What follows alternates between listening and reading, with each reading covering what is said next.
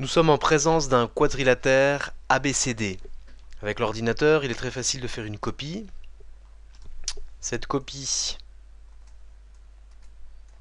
je peux la déformer, comme ceci par exemple. Là, on est bien sur une déformation, on n'est pas sur une réduction ou un agrandissement de la figure. On est vraiment sur une déformation et ça ne fera pas partie de ce qui va nous intéresser cette année. Par contre, à partir de cette copie, ici, je peux très bien la réduire.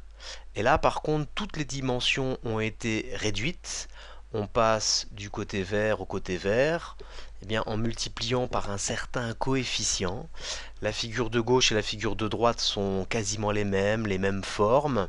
Par contre, donc on part d'une figure qui a une certaine taille, on la transforme en une figure plus petite, on part d'une réduction. Inversement, si alors je pars d'une figure, je vais remettre celle-ci comme elle était au départ. Donc on part d'une figure qui a une certaine taille et si je la grossis, on parle effectivement ici d'un agrandissement. La figure de départ qui avait ses dimensions a été agrandie, la taille par exemple du segment vert est plus grand, donc on parle d'un agrandissement. Alors, agrandissement ou réduction, il y a quand même des propriétés qu'on peut observer au niveau des angles. Alors les angles, eux, sont tout simplement conservés. Hein, si on a ici un angle de, je ne sais pas moi, 150 degrés, je vais avoir 150 degrés ici aussi. Si cet angle-là fait 70 degrés, je vais avoir cet angle-là de 70 degrés.